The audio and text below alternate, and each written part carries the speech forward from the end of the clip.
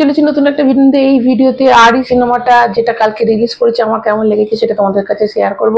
এই সিনেমাটাতে রয়েছে ইয়াস, রয়েছে নুসরত, রয়েছে মৌসুমী চ্যাটার্জি রয়েছে। অনেকদিন বাদ মৌসুমী চ্যাটার্জিকে কোনো বাংলা সিনেমাতে দেখতে পেলাম এবং এক কথায় সিনেমাটা বেশ ভালো হয়েছে, বেশ ভালো হয়েছে। এবং বাংলা সিনেমাতে এরকম একটা মা ছেলের গল্প অনেকদিন বাদ দেখলাম। এবং যে একটা মানে এতে শুধু যে দেখো প্রত্যেকটা কিছুতে কিন্তু একটা মেসেজ একটা যে মায়ের যদি ভুল হয়ে যায়, ভুলে যায়, তাহলে একটা সন্তান তার মাকে একটা বাচ্চা ছেলের মতো, বাচ্চা মেয়ের মতো ট্রিট করছে। তো এবং কতটা সে প্রবলেম ফেস করছে, এক একটা ফেজের মধ্যে দিয়ে যাচ্ছে, কিন্তু তার এই মা কিন্তু তার কিছুই মনে থাকছে না। তো তার মাকে নিয়ে তার কি কষ্ট, কি চলতে গেলে কত কষ্ট করতে হচ্ছে, কিন্তু একদিকে তার মাকে প্রচন্ড ভালোবাসে, আবার মায়ের জন্য তার কি কি প্রবলেম ফেস করতে হয়। তো এই দুটো কিন্তু প্যারালালি দেখিয়ে গেছে এবং বেশ প্রমিসিং লাগে। যে ইয়াসকে তো বেশ ভালো লাগলো, আমি তো ভাবতে পারিনি ইয়াস এরকম ধরনের অভিনয় করবে। দেখো এটা ঠিক যে ইয়াসের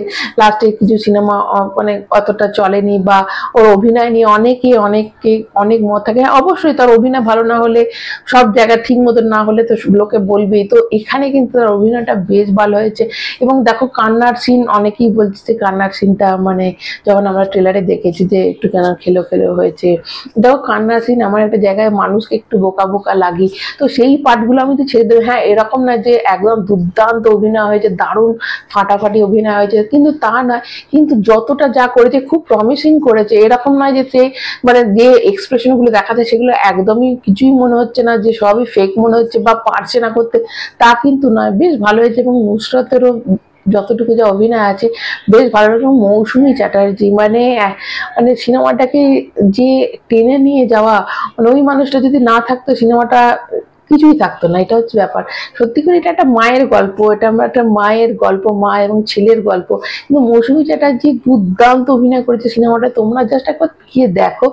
এবং মা ছেলের যে কেমিস্ট্রি থাকে, মা ছেলের যে ভালোবাসা থাকে, মা ছেলের মধ্যে যে ঝগড়া থাকে, দুঃখ থাকে, কষ্ট থাকে, আবার ভালোবাসাও থাকে, এই কেয়ারিং থাকে। তো এই জিনিসটা কিন্তু তোমরা পাবে। দেখো সন্তান যে সিনেমাটা হয়েছিল তার বাবা ছেলের মধ্যে হয়েছিল, এখানে আবার আরেকটা মা ছেলের মধ্যে রয়েছে। তো বেশ এখন বাংলা সিনেমাতে এরকম বেশ সিনেমাগুলো আসছে এবং দেখতে বেশ ভালো লাগছে। কেননা এই রিলেশনগুলো আমাদের যত জেনারেশন পাল্টে যাক না কেন, এই রিলেশন কিন্তু অনন্তকাল রয়ে যাবে, থাকবে। পুরনো আগেও ছিল, এখনো আছে, ইন ফিউচারও থাকবে। তো এই রিলেশনগুলো কিন্তু কোনোদিন নষ্ট হয় না। কিন্তু এখন যে জেনারেশন আসছে এই রিলেশন কিন্তু অনেক চেঞ্জ হয়ে যাচ্ছে। কিন্তু সেখানে দাঁড়িয়ে এরকম একটা সিনেমা আমার তো মনে হয় সবারই দেখা উচিত।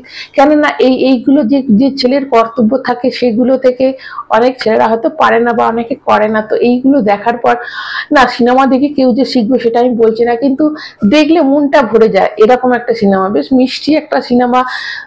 তোমাদের মনে হবে না যে সিনেমাটা কেন দেখতে এলাম, ফালতু লাগছে, এরকম লাগবে না। মৌসুমী চ্যাটার্জির অভিনয়ের জন্য কিন্তু সিনেমাটা ফাটাফাটি হয়েছে। অবশ্যই এখানে ইয়াস ভালো অভিনয় করেছে, নুসরাত ভালো অভিনয় করেছে, এবং যে পলিটিক্যাল দিকটা রয়েছে, এবং যে অবশ্যই এখানে কিন্তু টুইস্ট আছে কিছু, এবং লাস্টে কিছু টুইস্ট আছে। এবং সিনেমাটা শেষ অবধি মৌসুমী চ্যাটার্জি হারিয়ে গেল না, তাকে পাওয়া যাবে কি যাবে না, এই যে একটা সাসপেন্স রেখে দেওয়া। তো অবশ্যই এই দিকগুলো অনবদ্য হয়েছে। এবং গোটা সিনেমাটা একটা বেশ ক্রিস্পি একটা সিনেমা। এরকম নয় যে খুব বোরিং হয়ে গেছে বা কোনো জায়গাটা একটু ঝুলে গেছে। হ্যাঁ, কিছু জায়গা হয়তো মনে হতে পারে, কিন্তু ওভারঅল যদি সিনেমাটা ধরি বেশ ভালো সিনেমা। রাজনীতির যে ব্যাপারটা আছে এবং এখানে যে ভিলেনের ক্যারেক্টারগুলো রয়েছে বেশ ভালো। তারাও যে যতটা অভিনয়ের সুযোগ পেয়েছে বেশ ভালো অভিনয় করেছে। এবং শেষে টুইস্ট একটা আছে, সেটা তোমরা হলে গেলে জানতে পারবে। তো অবশ্যই আমি বলবো সিনেমাটা গিয়ে তোমরা হলে গিয়ে দেখো। বেশ ভালো একটা সিনেমা, বাপ মা ছেলের একটা মিষ্টি গল্প, এবং নুসরাত এবং ইয়াসেরও একটা মিষ্টি রিলেশনশিপ, সেটা নিয়ে তার মায়ের কি হচ্ছে, এটা কমেডি মেশানো, বেশ হাসবে তোমরা গিয়ে, বেশ হাসবেও এবং ইমোশনালও হবে। সব কিছু আছে এই সিনেমাটার মধ্যে।